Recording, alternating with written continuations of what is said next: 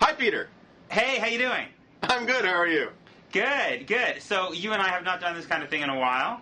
That's right. We, as some viewers may know, we were hosts of America's most exciting and sexy television show, What's Your Problem?, co-hosted by National Review and the New Republic, and it's on hiatus, which either means it's on hiatus or it means it's like the parrot in the Monty Python sketch. We're not sure yet. That's right. We're still hoping to find a new home for it, but it hasn't happened yet. That's right. So we're delighted to be here on Blogging Heads. I'm sure they're cackling about their longevity versus our apparent lack of the same. And why don't we just sort of get started? It's nice to be back here and all that. You had an idea about, if I have this right, you want to talk about Iraq first? Yeah, so I was thinking about, I was told that we were supposed to say who we are. So, I'm sorry. I am Peter Beinart. I am a senior fellow at the Council on Foreign Relations, where I'm sitting right now. And I am also keep a hand in journalism. I'm editor-at-large of the New Republic, and I write a column for Time and the Washington Post. And I'm here writing a book about hubris in American foreign policy. I am. I'm sorry. I'm Jonah Goldberg. I am a terrific dancer. I am an editor-at-large of National Review Online. I was the founding editor of National Review Online. I'm a contributing editor to the magazine. I'm an LA Times columnist and a syndicated columnist and a contributor to USA Today. And I am the recent author of Liberal Fascism, which was a #1 New York Times bestseller and the subject of considerable conversation here in the virtual environment of Blogging Heads. Excellent. All right. Well, now that we've got that out of the way, so I was thinking about writing something. I haven't written it yet, but I thought I would test it out and see what you thought about the what the most fundamental critique of the Iraq War is. And I think politically, you and I would probably agree that Iraq has had the effect of pushing American politics to the left. It's badly hurt the Bush administration and given the Democrats this huge opportunity to come back into power. But the more I've thought about Iraq, I've wondered whether the deepest kind of critique of the Iraq War is actually a conservative critique rather than a liberal critique. One of the deepest critiques of the Iraq War is simply that it was utterly naive to think that Iraq could politically do a lot better than Saddam Hussein, that it could dramatically have a much more liberal representative government. That Jeane Kirkpatrick said in that famous dictatorships and double standards argument, it was a very Burkean argument that societies without democratic traditions take decades, if not centuries, to move towards more liberal government. And that seems to me a fundamentally conservative argument. When you look at the American side, which is about the excessive concentration of power in an executive that thought it didn't have to be beholden to the checks and balances of our political system, it seems to me you can also see that as a very conservative kind of critique, given that conservatives have traditionally been very, very skeptical of concentrations of executive power historically favored legislative power over executive power.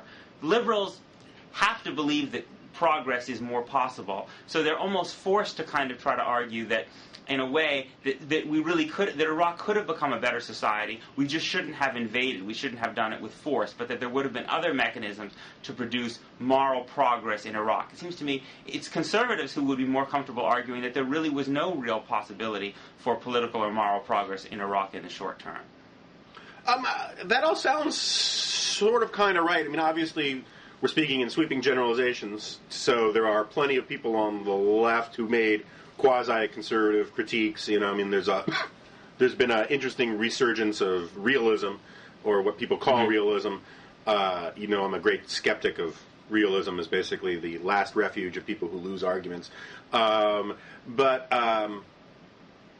the left, and there have been, obviously there are Wilsonians chock-a-block on the right these days. But I think you're generally right. I think my colleague Andy McCarthy at National Review, he for a very long time has been deeply, deeply skeptical of the democracy project for basically the reasons that you say. Partly also because he comes from a prosecutorial background, and he just has a really hard time accepting making deals with sons of bitches who kill Americans simply because there are sons of bitches now. But also, I think that's not been a go ahead. But the best I think the best intellectual readout for the argument that you're making has been the Claremont Review of Books, and Charles Kessler and others have been making this argument for a while now. Norman Podhoretz, I guess, calls them the superhawks, because their basic view is, rubble doesn't make trouble, and that there was a perfectly legitimate conservative argument for beating the crap out of Saddam Hussein, getting rid of them, throwing in our own guys, and then leaving. And in many ways, it was, you and I have had this argument, in many ways, it's been the liberals who have abandoned their position about nation building and the rest when it finally is something that's in the national interest, in the case of Iraq. I know you disagree with that characterization of it, but that's my sort of take on it. So I agree with you. I think that there is, on the right, there is room to make a deep sort of Burkean substantive argument about the difficulty of imposing these things, the permanence of culture, the sort of Hayekian argument about how cultures are these organic things that grow up from underneath, and that you can't just simply, through the hubris of rationalism and whatnot, impose them from above. And instead you get the liberals who argue, get obsessed with process. It was an illegal war, because it violated some fine print at the UN that I've never really, had explained to me well, despite 18 or 19 resolutions, all the rest. It was an illegal war, and therefore it was bad. Or because we didn't have a large enough coalition. It's this process stuff, I think, is sort of small beer when it comes to having serious arguments about whether something can or should succeed or not. I agree that it's a smaller critique, I think, than the Kirkpatrick Burke critique, which I think Brent Scowcroft basically made on the eve of the Iraq War too. It's not an insignificant critique from the perspective of liberal foreign policy, given that liberal foreign policy has always been interested in trying to move toward the world of law. Has always invested some belief in the idea that although international law was a dream that would never fully be realized, that moving towards a rule-based, norm-based, legally based international order was actually very, very fundamentally important, and that and I think actually there was a lot of that project had a lot of success at the end of World War II. So conservatives have spilled untold amounts of ink ridiculing the whole idea, but it's not an insignificant idea. It's actually a very significant idea. And so I think that critique that liberal critique is significant. You're right that I guess my problem with the way you describe the Claremont Review of Books critique, which is that we were right to overthrow Saddam Hussein. We just shouldn't have cared about what took place afterwards. Which I think you're right, is a very natural place for conservatives to go. It may have been where Donald Rumsfeld was, or even Dick Cheney was from the beginning. First of all, it elides the question of whether there was really a threat there to begin with, which is not an insignificant question.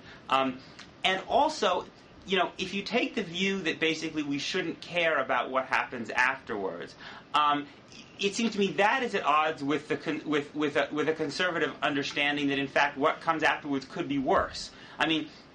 The reason that people like Jeane Kirkpatrick were concerned about getting rid of Somoza in Nicaragua and getting rid of the Shah in Iran was because they thought that given the nature of those cultures, worse things might arise.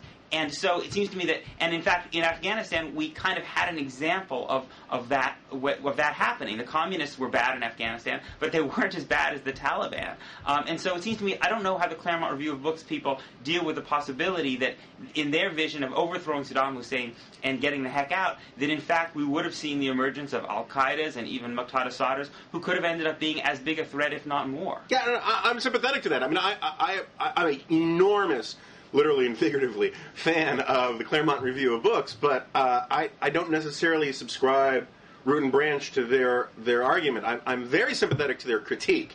I think that one of the great points that that Charles makes, vis-a-vis the democracy project, it is that it's that the so-called neocons, we're not going to get into the weeds about whether or not the sort of Christolian crowd are neocons or not, but what we call today the sort of democracy project neocons, whether they value democracy too much or too little. And Kessler and those guys would say they actually valued it too little. They thought it was this sort of easy thing that you can just sort of deal from the top of the deck and give people, here's your democracy, run out and have fun. And it turns out that that's sort of foolhardy. And while people may have a yearning for freedom or thymos, whatever you call that, Greek idea of self-reference or self-respect, they want all sorts of other things first, and they rely on their culture and their tribes and all these other things for their sense of security first. And I've been arguing for a very long time that we should have emphasized liberalism, in the classical sense, liberalism in the political philosophy sense, over constitutionalism. Yeah, over democracy first. I mean, most people, this idea that Americans love democracy over all else is really a sign of, in my view, of sloppy thinking. What we value is free speech, property rights, the rule of law, freedom of religion, freedom of conscience, freedom of assembly. We like liberty more than we like democracy. Democracy, I'm not saying we don't like democracy. We like the accountability of government and all that kind of stuff. But in many ways, that's a mechanistic thing. It is not a first principle thing. And I think that if we had gone into Iraq with the self-confidence to sort of say, first of all, stamp down the looting and all that kind of stuff, but also to say, look, when you go into a courtroom, you're going to get a fair hearing, regardless of what tribe you're from and all of the rest. You're going to be safe in your property. You're going to be able to say what you want. You're going to be able to pray as you want and all of the rest. Iraqis would have considered that enormous progress and would have been perfectly fine with waiting 2, 3, 4 years to vote for somebody.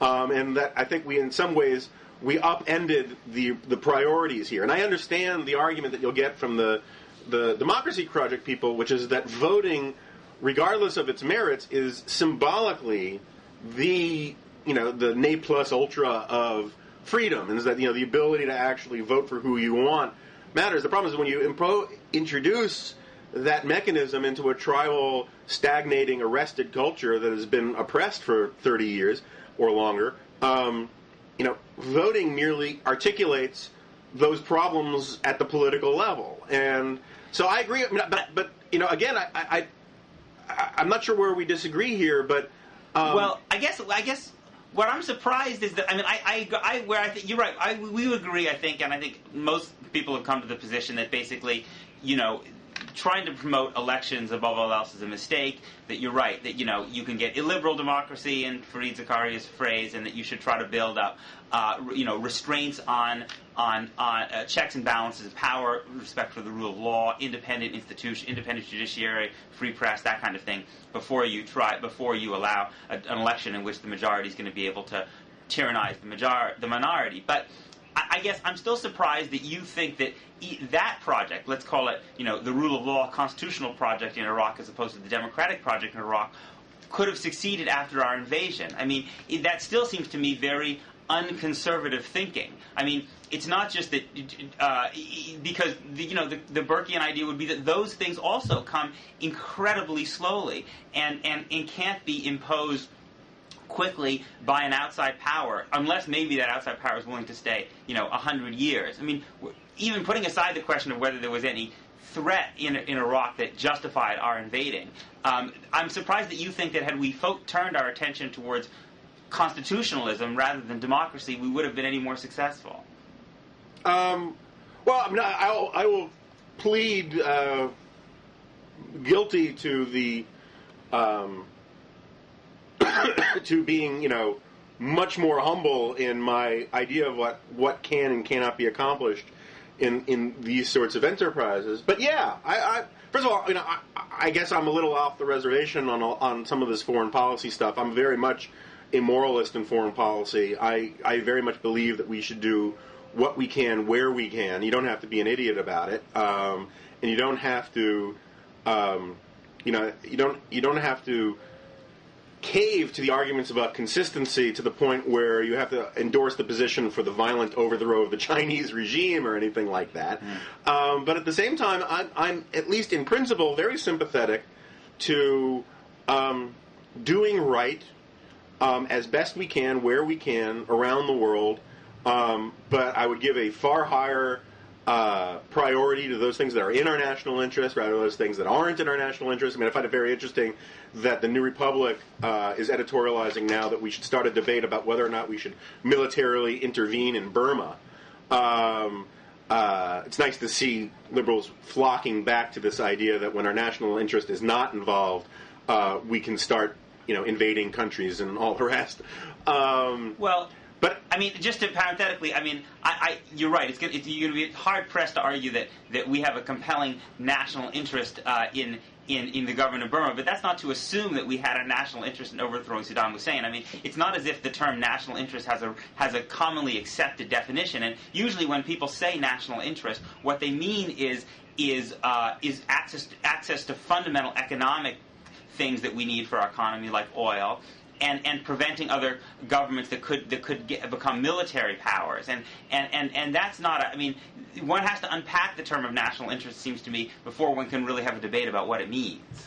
I agree. Just for the sake of our viewers, I want to explain why I keep gesturing off camera. My 5-year-old daughter, who's homesick, keeps trying to come into my office, and I told her she can't, and she's cross with me about it. Anyway. I agree with you entirely. We're running very long on this one subject here. Okay. But I would just sort of say what's a little annoying here is, or a little vexing, is this is like the third or fourth time you've referenced this idea about whether or not Iraq was in our national interest or not. Perfectly fine as Monday morning quarterbacking to have that argument. Obviously, we know a lot of things now that we didn't know then, and all of the rest. At the same time, your magazine, New Republic, thought it was in our national interest. Sure. All sorts of people thought it was in our national interest. And even if we discount everything that we know now versus what we, even if we factor all of that in, invading Iraq was still more in our national interest than invading Burma is today.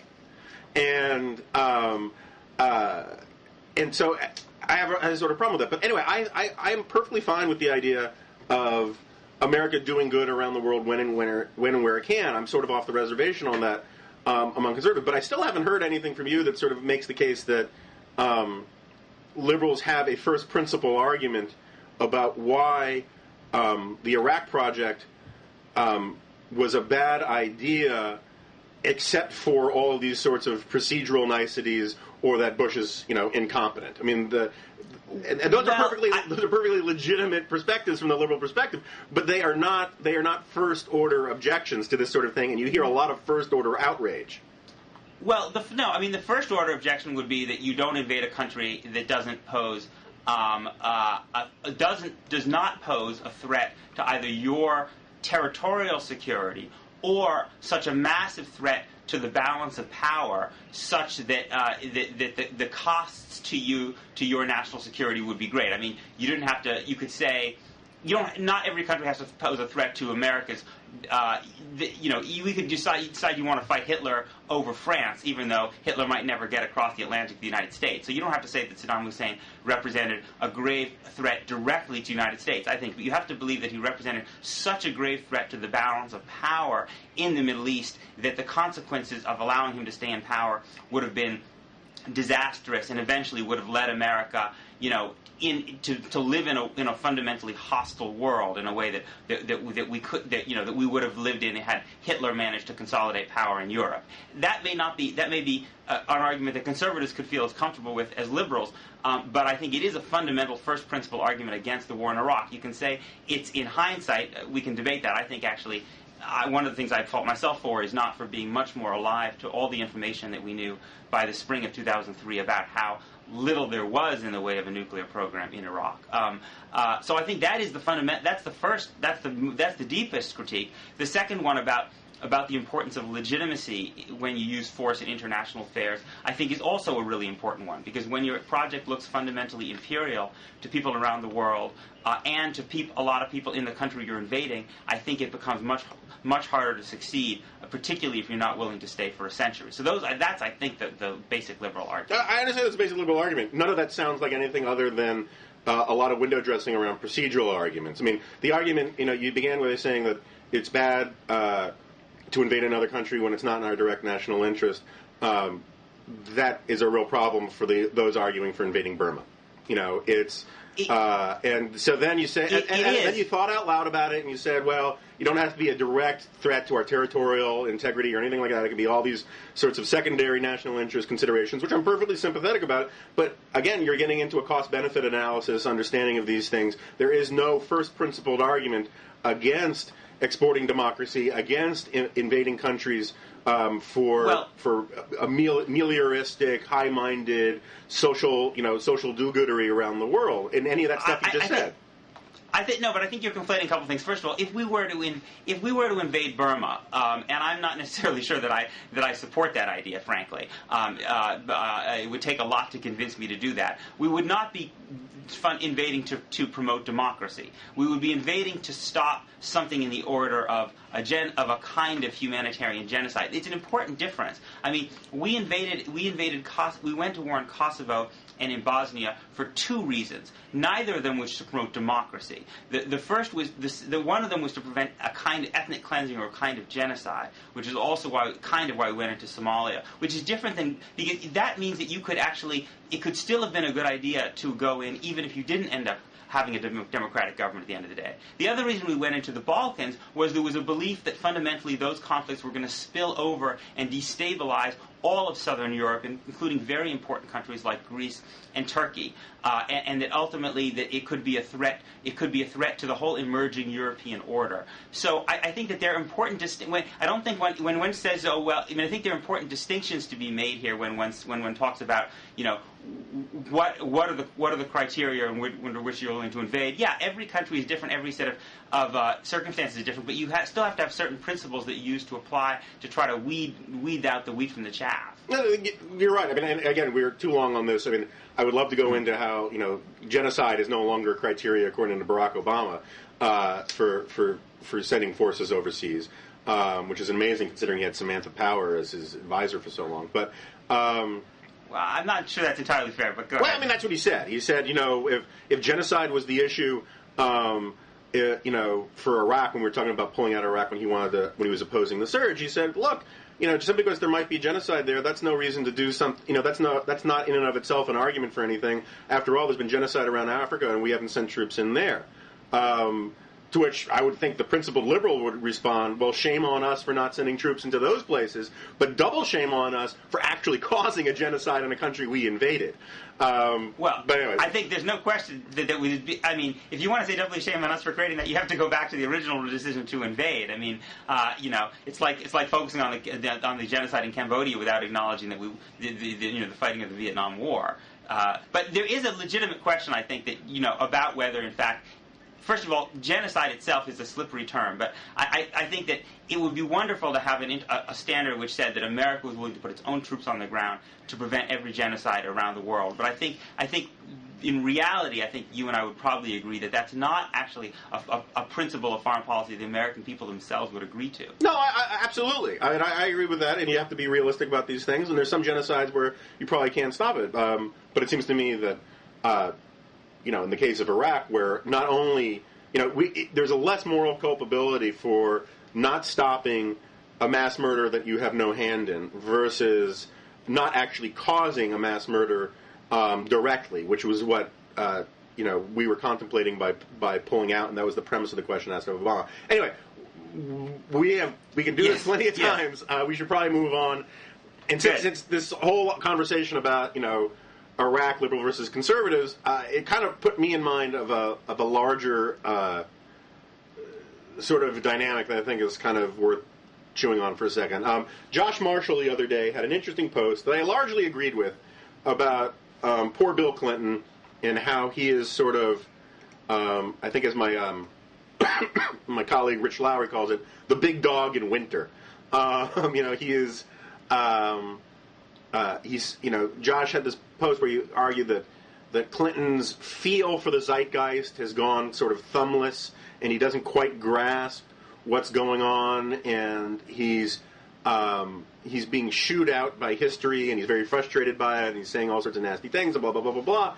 And that he said, if we had a Faulkner today or a great novelist today, that he would write about this internal tension within the Democratic Party and the ushering away of the old guard, the old Clinton guard with the new Obama guard. And then he had this aside in there where he said, and this drama in the Democratic Party is proof, at least that I hope I'm characterizing it right. He says, this is proof that all the great issues and questions of the day are being wrestled with on the Democratic side of the aisle. And that struck me as a perfect case of intellectual vanity unsupported by the evidence. You have on the so the question is: are there better arguments? Are the real arguments in America happening on the Democratic side or on the Republican side, or is that a sort of a false dichotomy to impose on it? And it seems to me, though, just sort of narrowly to talk about Marshall for a second, the idea that somehow the Democratic primary race shows that the Democrats are grappling with the major issues of the day strikes me as exactly backward. Hillary Clinton and Barack Obama and countless of their surrogates have said a zillion times now, including in debates, that on the issues there are very, very, very few differences between the candidates on the Democratic side. There's this incredible unanimity on the issues, from healthcare to Iraq to all of the rest. Hillary Clinton, the first 5 debates, would say over and over again that there are almost no differences with us between us on the issues. So she was trying to turn it to electability.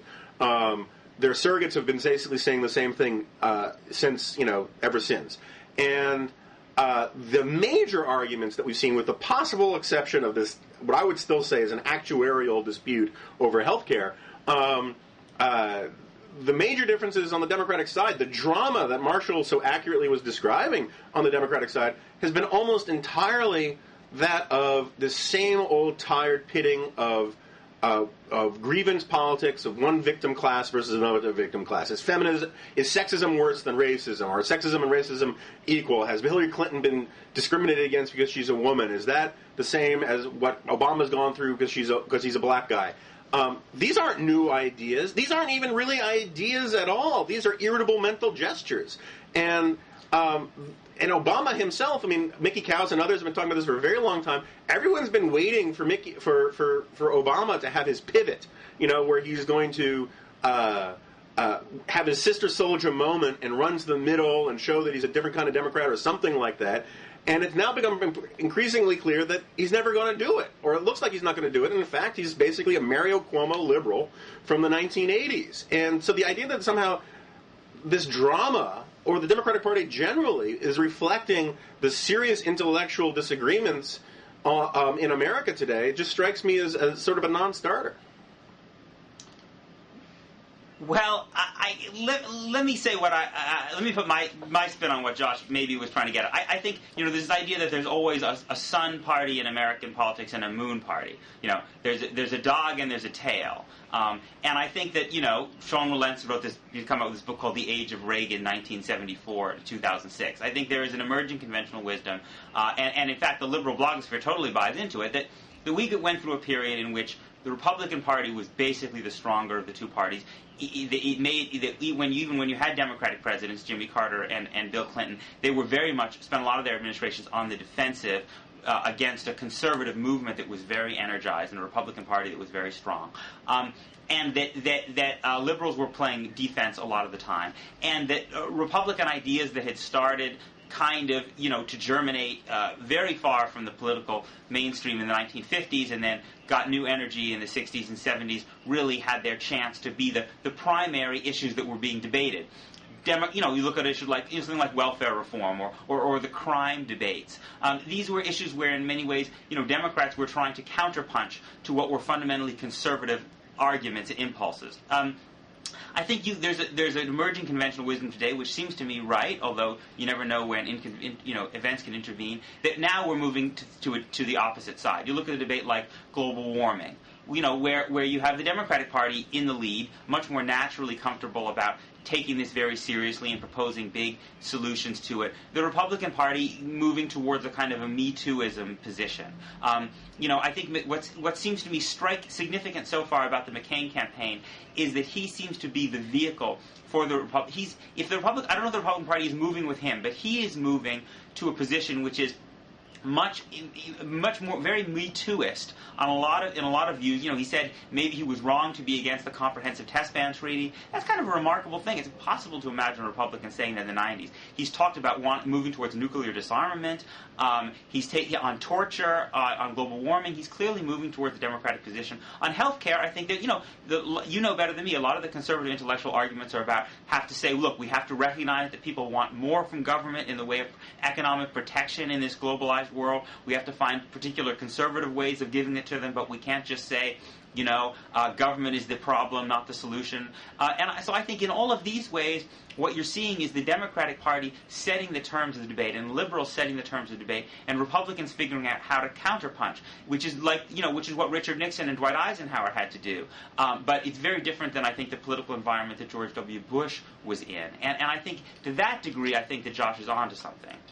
We had a technical problem, but basically the point I was making is that it's the Democrats, I think, and liberals who are setting the debate. Many of the new issues that the public seems to be focused on, global warming, health care, are issues where the Republicans are offering kind of a thinner version of what the Democrats are offering, I think. And I think in that way we have moved into a pretty fundamentally different environment than we were in the 1980s and 90s, and in the Bush era.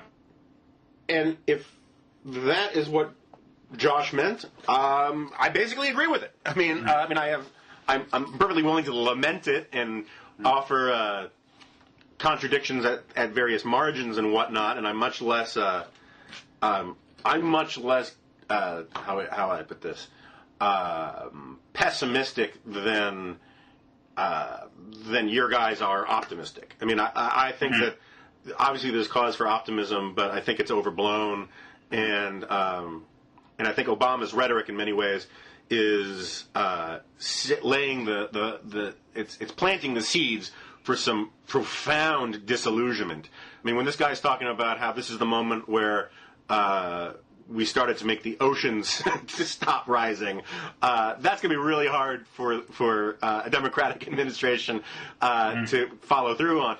But so let me say I agree with that in general. Obviously, I've written this a bunch of times. I had a piece in USA Today conceding all of that fairly recently. I think that we are sort of heading into a liberal and a Democratic moment, and I think some of that has to do with just simply the Times playing out the Republican hand and all of the rest. A lot of it has to do with the damage that George Bush has done to the Republican and conservative brand, and they should be different brands. At the same time, if that's what Josh meant, then that's fine. But I think it is somewhat telling that at the highest level where these debates and discussions are supposed to be going on, in terms of the presidential primary debate, and this was the longest one ever. With very few exceptions, like the gas tax thing in Indiana, there were remarkably few substantive disagreements on the Democratic side, and I think that may be a sign that politically the times are right for Democrats. But I think more fundamentally that is not the best sign for the intellectual health of the liberal establishment or the progressive movement or whatever you want to call it. Because it still seems to me, but I'm going to do this piece for the magazine about it. I had this post in the corner the other day about how, in many ways, it seems to me that Obama is the triumph of George Lakoff. George Lakoff was this guy that you guys were obsessed with for a few years. Not me personally. Not you personally, no, fair enough. And he had plenty of, legitimate liberal detractors, but, Howard Dean gave out copies of the book to the entire Democratic caucus and said he was one of the most important progressive intellectuals out there, and the liberal blogosphere loved him. And basically his argument was, we're right about everything. We're right on all the substance. We've just been packaging things badly. And all we need to do is come up with some clever new words and phrases for our same old ideas, and we'll be Jim Dandy. And here's Barack Obama, who is, in my view, an unreconstructed sort of, Cuomo-Mondale-era liberal on 90% of the issues. But he comes in fantastic packaging. He's a charming guy. He's a black guy, Harvard, law review editor, and all the rest, who manages with some very, lofty, Olympian rhetoric to say the same damn thing Democrats have been saying for the last 30 years, and it's working. And it's a sign of that, he's arrived at a good moment. It's a propitious moment for the Democrats and all of the rest. But it is not a sign of, it's not a sign that liberalism has really had any of the wrenching internal debates or arguments that, at least from the conservatives' perspective, are a healthy way to maintain, the longevity of your political movement. Well, I think that the problem is there's a tendency, I think, when conservatives look at liberals, and I think it happens in reverse, to only credit ideas as intellectually interesting or real to debate when they're ideas that veer off from what you called Mario Cuomo orthodoxy. Mario Cuomo orthodoxy is also a set of ideas. Conservatives don't think they're a very good or compelling set of ideas, but they are a set of ideas. And in a sense, the fact that Obama is reasserting them after the period of kind of New Democrat, DLC, Clintonism is a significant ideological shift. You're right, it didn't play out in the campaign because Hillary Clinton didn't, in a kind of full-throated way, most of the time really defend that old... She didn't speak the way her husband did in 1992. And I think that's partly because the Democrats are so desperate to win that they are putting their differences aside for the moment. But there is moving back to where Mario Cuomo... Bill Clinton moved a significant distance from Mario Cuomo. But Barack Obama isn't completely going back to Mario Cuomo, but he is a post-New Democrat, and that itself represents important ideological and intellectual changes. I mean, the fact that, for instance, remember when Bill Clinton ran in 92, he ran against Paul Tsongas. So he ran against a guy who was even more of a neoliberal than him, who basically even more believed the Democratic Party should be focused above all on economic growth. Barack Obama represents a resurgence of an idea in the Democratic Party that the process of building the American welfare state, the uncompleted dream of Franklin Roosevelt and of Lyndon Johnson needs to be at the core of what the Democratic Party is about, which was not Bill Clinton's idea after the failure of healthcare reform. And it also represents a belief that is very strong on the Democratic Party today, which was not at all strong in the 1990s, that strengthening labor unions is very central to the project of rebuilding the American welfare state. So you may not like those ideas, but they are a significant change from where the Democratic Party was from the failure of healthcare through probably up until the failure of Social Security privatization. Yeah, it's an interesting point, and it's a fair point. But at the same time, it may be, a classic example of me projecting my own biases. But one of the things I like about the conservative movement is that it has these arguments, and not always. Not always. I agree. Not always. I mean, look at all the conservatives who opposed the Iraq War and would not say so publicly. From Jeane Kirkpatrick to George Will to William F. Buckley to maybe even Irving Kristol. These were people who had fundamental ideological critiques, but were so much part of the club that they didn't speak about them publicly. I don't think that was a triumph of conservative intellectual openness. Yeah, I personally, I think you're probably right about Irving. I don't know that that's the case.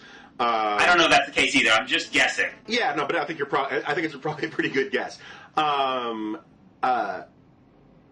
think that's a perfectly fair point. I mean, look, the conservatives didn't color themselves with glory during a lot of that debate for all sorts of reasons. I remember writing at the time this column praising Joe Biden for actually wanting to have hearings about going to war, and I got a lot of grief from people saying, that's not going to be helpful, blah, blah, blah. And I thought, you should have a big argument about it, And one could also argue that liberals didn't color themselves with glory in the lead-up to the Iraq War either. I mean, I mean, if the standard position is that the intellectually forthright and serious position should have been to oppose it, then you've got your problems. The New Republic's got its problems. Hillary Clinton has her problems. You can go down a very long list of eminent people who have their problems. So I mean, absolutely.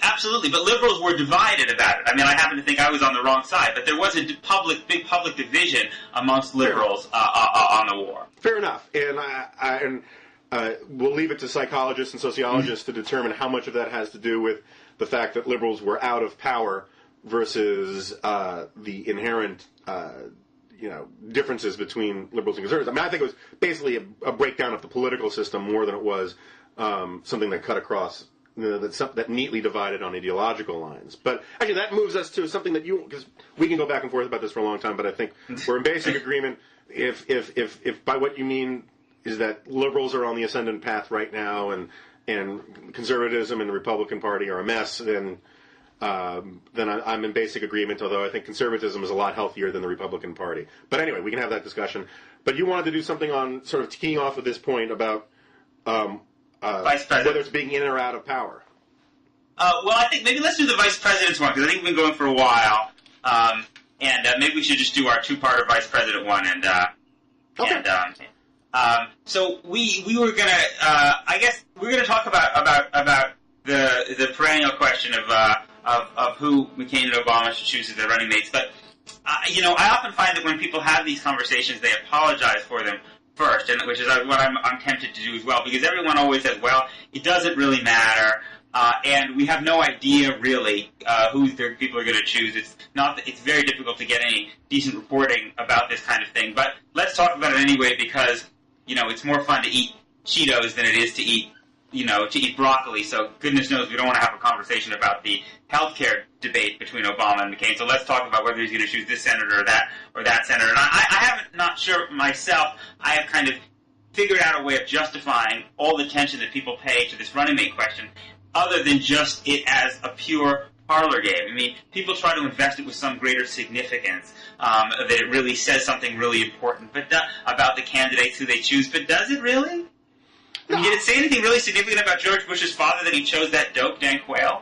I think you're basically right. I mean, there's some caveats I would throw in about this year, but as a general proposition, I basically agree with you. There have only been essentially since what was the amendment that they said that vice presidents and presidents have to be on the same ticket? You stumped me. I don't know. 12th Amendment, something like that. Basically since Adams Jefferson time, since 1820 or 1812, there have been only two sitting vice presidents who have been elected to the presidency. George H.W. Bush and Martin Van Buren. Yeah. And there have only been, and then the number of even non-sitting vice presidents who have been elected to the vice presidency is very small. It's like in the 20th century. No, I think that number gets quite a bit higher. No, they first get into the presidency because of assassination. Oh, you're not including those people? Yeah, that's a little different. So, I mean, okay, counting on people dying is a little different. But the reason I bring it up is that I think that this notion that the vice presidency in and of itself, absent, some tragedy like an assassination, is a wonderful stepping stone to the presidency is vastly overrated. Now, historical contingency says, okay, people die and all the rest.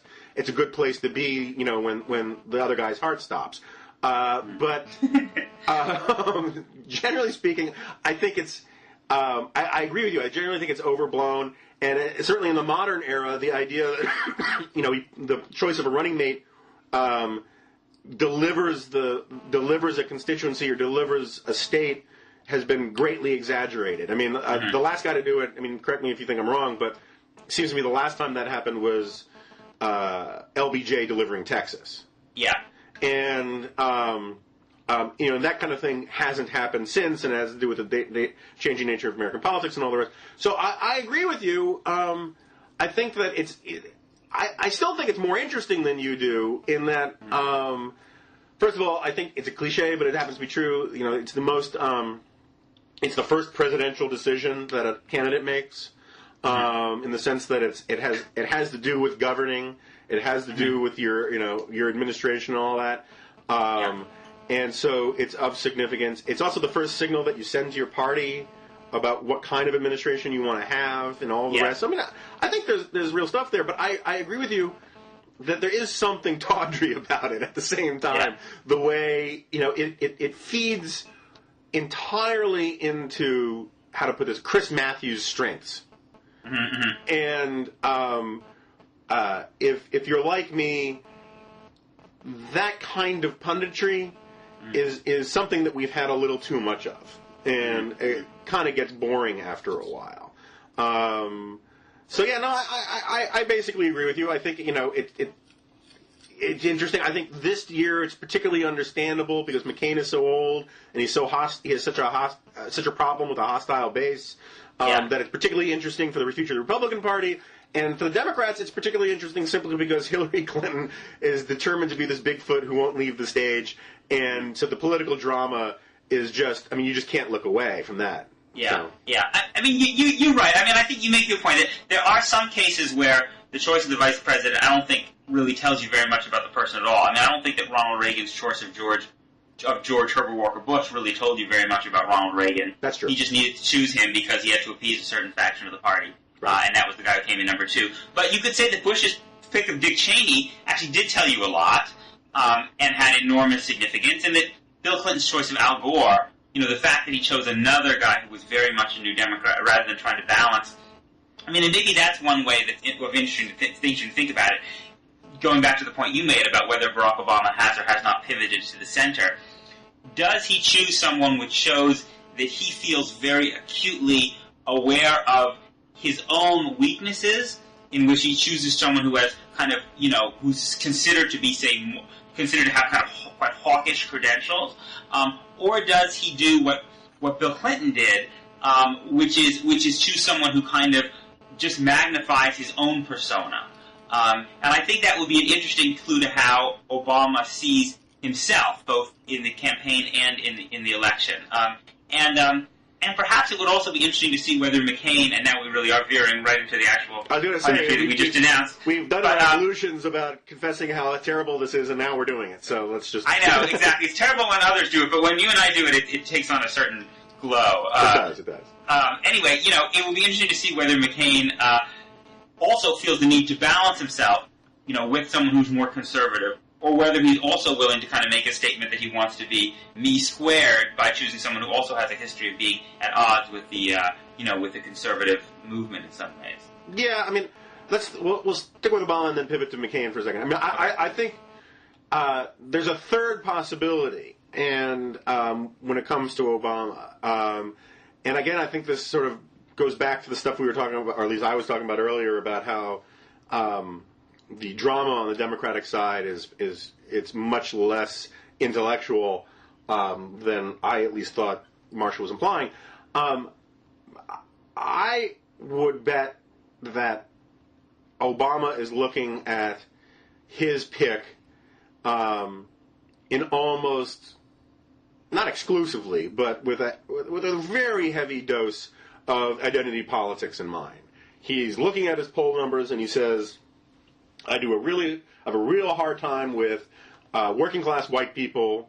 I may have a real, wound here with upper middle class white women, or upper class, or middle, serious Hillary Clinton supporter white women, and then there's the Hispanic issue and all the rest. I mean, I think he is looking at his vice president decision as a way purely to shore up, which I'm not saying there's anything wrong with this. This is largely the history of vice presidential picks, as a way to shore up his weaknesses with specific socioeconomic constituencies, and much less in the way that that Bill Clinton was doing, where he was trying to reinforce the image of a new generation, reinforce the image of moderate Southern DLC types, and all of the rest. I think Obama doesn't need, in a lot of ways, this is why I think, in part, why I think the Hillary Clinton idea of her being vice president is so idiotic.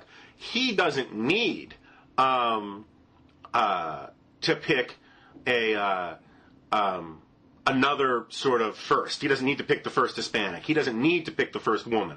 Yeah. He has got pioneering, revolutionary, turn the page sort of identity politics out the yin-yang. I mean, it's a black guy named Barack Obama. That box has been checked. In much the same way that Ronald Reagan didn't need Paul Laxalt or some other movement conservative to shore up those credentials.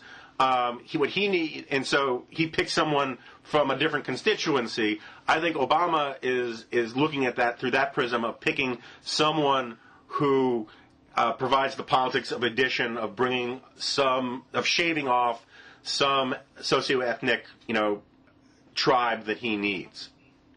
Yeah, I agree with you. I mean, I think that the Hillary pick, I was thinking about writing something about this. I mean, I don't think he's not going to choose Hillary for the same reason that Ronald Reagan ultimately didn't choose Gerald Ford in 1980, because he doesn't want a co-presidency, and because the first thing you want, in your vice president is someone who, when you say jump, they ask how high. Right. And also because, and I think it's the point we were talking about earlier, because I think Obama really does represent a generational and even to some degree ideological shift inside the Democratic Party, and that's actually, I think, he thinks a strength in a change election for the country as a whole. And choosing Hillary Clinton actually undermines that whole story. I think in a strange way you're right that Obama needs to choose someone, that there's an identity politics part of it, but it's the identity politics that people are usually least publicly aware of, which is it is male white guy identity politics. Yeah. I mean, I think, it's the, what did Pat Buchanan said about affirmative action at Harvard? He said, I want affirmative action for my guys, and that's what I think the Obama support may be. It may be bring in all these guys and say, look, who looks like who looks the whitest, and the one most comfortable, with the Archie Bunker crowd. And I think that that would seem to, that's why it seems to me I have a lot of difficulty imagining him choosing a woman. I mean, it seems to me that exaggerates the depth of the problem he has likely with women voters. I mean, I don't think I tend to just believe that basically the kind of people who are really passionate Hillary Clinton supporters are probably people who, on the issue of abortion, but also just generally on the issue of Iraq and on the issue of healthcare and a larger government role, are really firmly in the Democratic camp. And I just have enormous difficulty imagining them voting for John McCain. Yeah, maybe some of their husbands would vote for John McCain. Yeah, I mean, I think that's right. I mean, I saw Howard Feynman or one of these guys saying the other night that one of the non-negotiable demands from the Hillary camp would be, don't pick any other woman but me. Which I think is a wonderfully hypocritical, if true, is a wonderfully hypocritical sort of, position, in that it's so vital that women succeed and, get to the top and all the rest. But if it can't be Hillary, then no woman should get it. But that's right. But we have no way of knowing that's true. I'm just saying it was this conjecture that they were talking about. But that said, getting into the weeds of rank punditry, I mean, it seems to me, by this criteria that we were both sort of established is probably right, Jim Webb on paper makes the most sense, because he actually is an identity politics for white people guy. He writes these books about how glorious the Scots-Irish are. He's from this red state that could conceivably go blue. Reagan, national security guy, pickup truck type. The problem is every time I mention this to people like you, people say, in sometimes less charitable terms, he wouldn't necessarily be reliable, and that he's unpredictable and sort of a loose cannon and all the rest. And so, if that's true, I don't necessarily know that that's true. I mean, he certainly has voted as a loyal party line liberal since he got in there, much to the chagrin of a lot of paleocons. That said, if that's true, if he is a loose cannon, then it seems to me the logic is Evan Bayh, or someone like Evan Bayh. Yeah, Evan Bayh. Yeah, I agree. Particularly, I mean, I agree with Evan Bayh because, first of all, he was a strong Hillary Clinton supporter. Indiana is an interesting state for Democrats. And I think, people will be influenced by the image of Gore and Clinton together, two young guys, vigorous, representing change. And you can imagine that Obama-Bayh kind of has that same image to it, two young, vigorous, good-looking guys, The same image that we project. That's what I was thinking. I think I just up on Webb.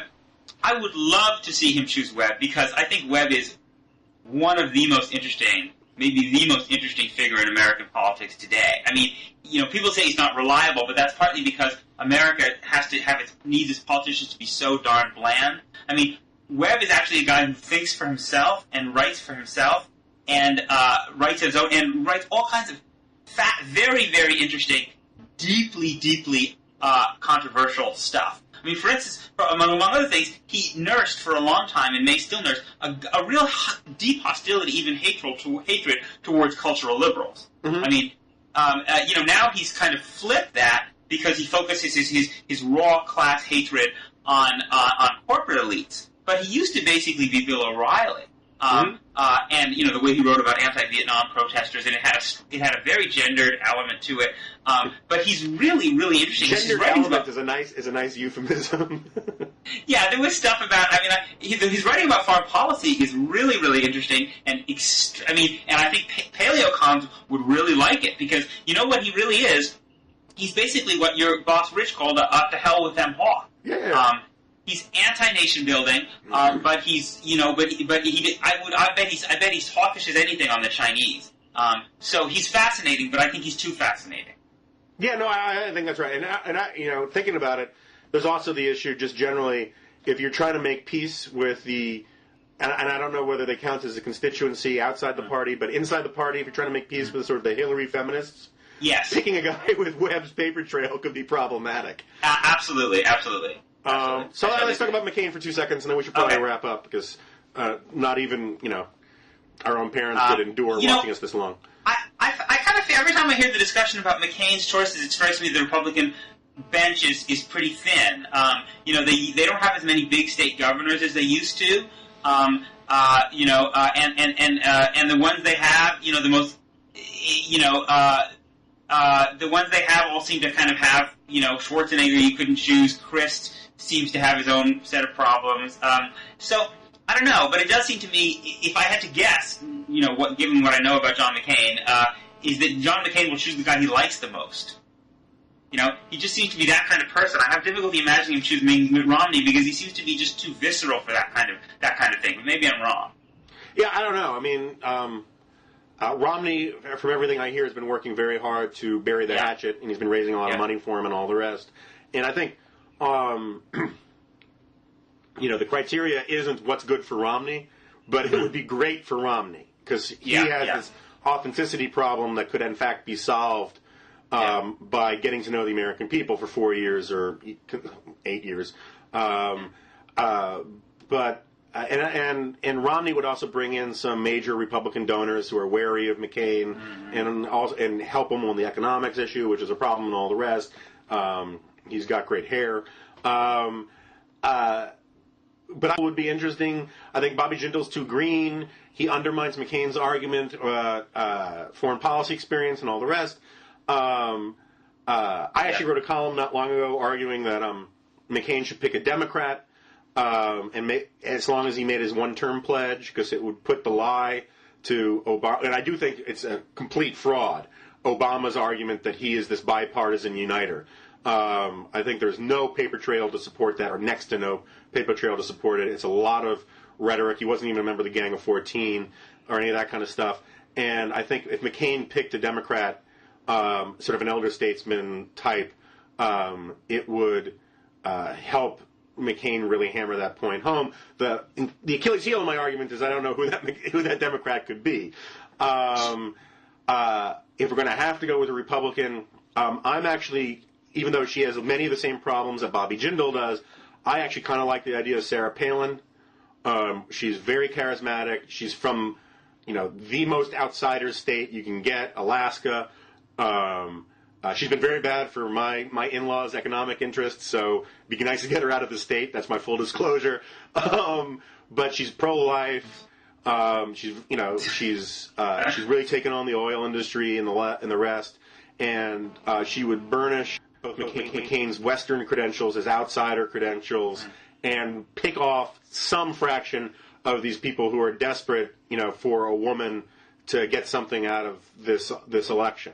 Yeah, I don't really necessarily buy the idea that there are a lot of people out there who who are Hillary Clinton supporters who are going to vote for McCain because he chose a woman. I mean, I think it looks a little like Me Too-ism, you know. But I do think that I totally agree with your point that about McCain choosing a Democrat. I mean, I think that, you know, Republicans, I think Republicans need to recognize that this is a very uphill fight. Many of them do, and that I think when you're in this kind of situation, you know, you can't shoot, you know, you can't try 2 pointers. You need 3 pointers. You need to change the terms of the debate. You need to do something dramatic. And I think you're right that McCain is going to make this big national security argument, but I think it's clearly not enough. I think he has to make the argument that he is more the guy who can bring the country together than Obama.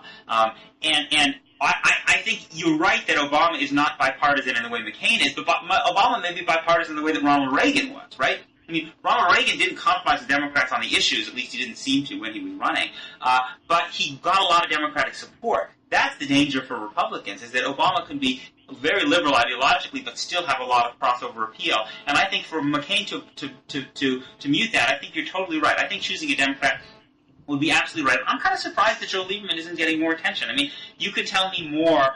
I mean, obviously, for liberals, particularly liberals who pay a lot of attention, the idea that Lieberman, you know, has crossover appeal to Democrats is ridiculous. He's the most hated man in America.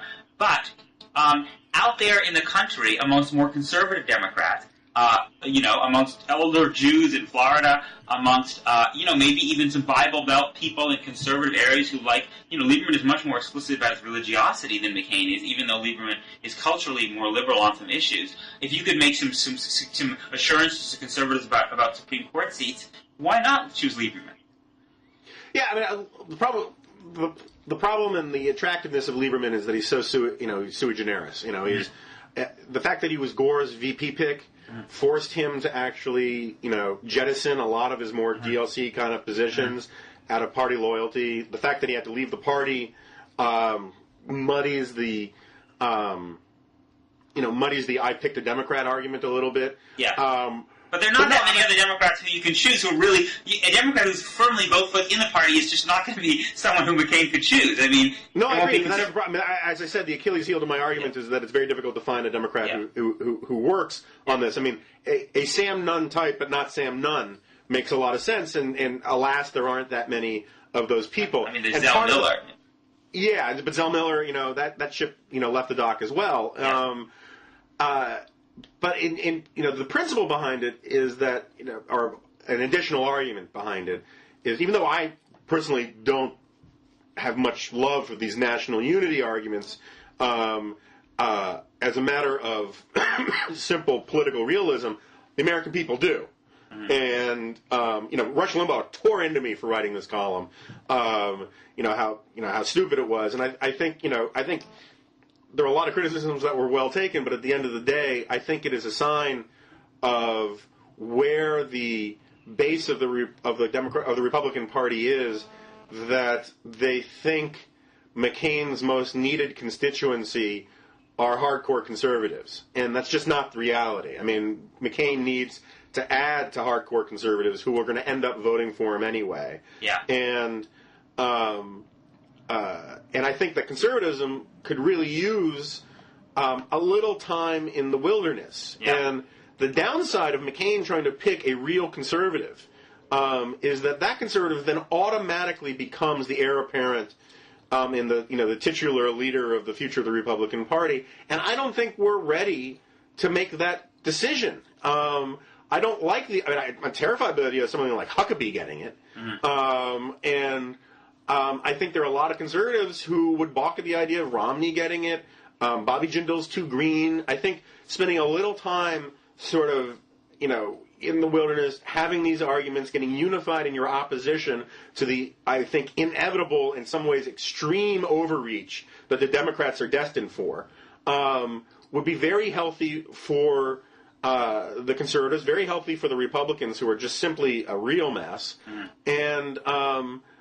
And especially if McCain did this one term and you're out pledge, which, you know, a bunch of us at National Review have been arguing for a while, he could be this national unity figure, this guy who's above politics, who actually is the substance of what you only get in Obama's rhetoric. But the problem is, as you say, is that I think for McCain to really make that stick, he will have to move ideologically to where the country is, which would just take him too far away from his conservative base. And I think that, and I think you made this point by talking about the reaction you got to that column.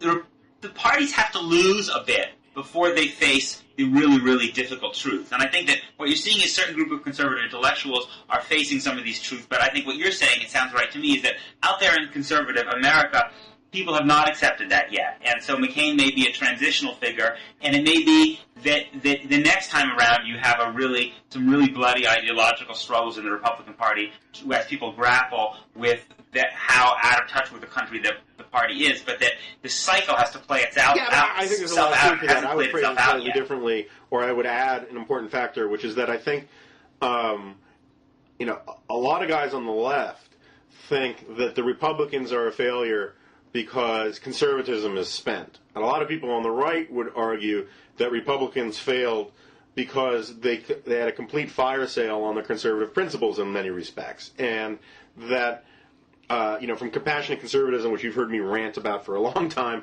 on down, the Republicans hurt the conservative brand name. And I think that there are a lot of conservatives who think that a time in the wilderness would yield less of what you're looking for, which is basically coming to the grips of reality and that we have to move to the left to be where the American people are, and more being able to once again plausibly and credibly claim that the Republican Party actually believes in something. Because the argument that you hear among conservatives, which I'm fairly sympathetic to, is that, in which I predicted in many ways, I will give myself credit, that George Bush really was represented a kind of Clintonism for the right, and that he basically bought into a lot of the first principles of the left or the Clinton, sort of centrism, by being this different kind of Republican, and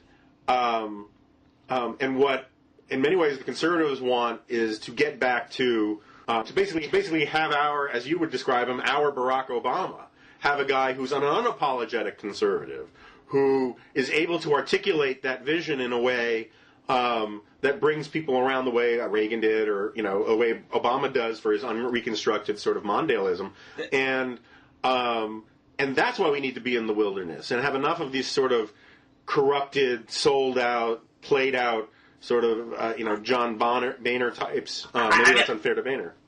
We've had this conversation before. I know conservatives deeply want to believe this. But I fundamentally believe it's wrong. George W. Bush, and we can have this another time. George W. Bush, I will argue till the day is long, was a far more conservative president than Ronald Reagan on economic issues, on cultural issues, on foreign policy issues. He was much truer to the conservative script than Ronald Reagan ever was. And you are doing something I think that you often warn against, rightly, which is conflating what you want to be right, what you believe normatively, with where the public is. You guys can go ahead and nominate Barry Goldwater. Probably the purest kind of modern conservative politician there was. And I think it would be very good and very clarifying and very intellectually honest. But I don't believe that Barry Goldwater. I think Barry Goldwater was even much out of tune with America today in terms of his view of the role of government to society as he was in 1964.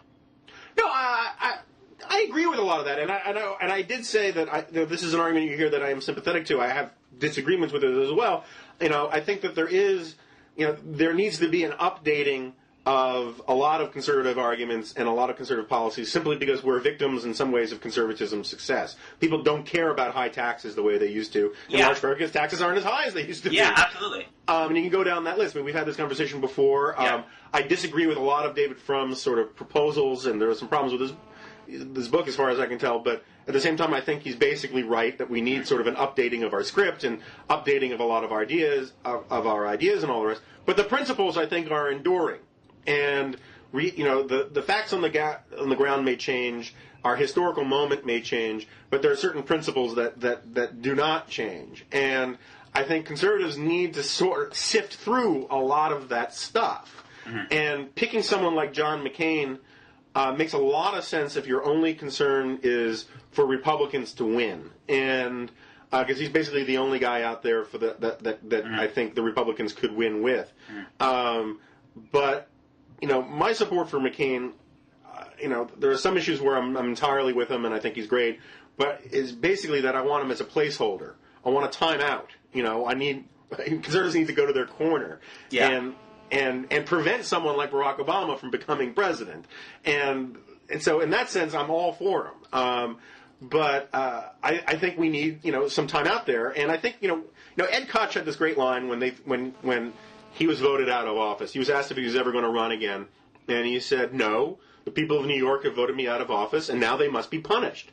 I think if Obama actually stays true to a lot of these ideas and stays true to a lot of his promises and rhetoric, then liberals are going to be in a lot of trouble in a couple of years. If they end up holding both houses of Congress, which it looks like they will, and the presidency, I think there is going to be an enormous backlash that makes the backlash against, Hillary Clinton and Hillary Care in 1994 look, small by comparison. And that's possible, but it's not the only possibility. The other possibility is that of course not. Obama could also succeed in the way that Franklin Roosevelt and Ronald Reagan succeeded in doing things in office that bind the people who voted for him to him and the Democratic Party for a generation, and laying the groundwork for Democratic dominance for decades to come. Yes, I'm a conservative. I believe entirely in the possibility that things will suck. It's entirely possible. Americans will have health care. Terrible. Well, no, it's possible that Barack Obama will be a complete, political success. I do not also, as a conservative, think that if you give America socialized medicine for a little while, that therefore socialized medicine is going to be this wonderful success, because I'm one of these people who actually believes that socialized medicine won't work, particularly in the American context. And its failure will provide a useful teaching example for lots of people. You think its success will provide a useful teaching example, and vive la différence, right? Well, I think we agree that just as the failure of whether healthcare gets passed or not, either through it failing to be passed or being passed and seeing how it works out, I think therein will lie a lot of the story about the evolution of partisan politics in America in the decades to come.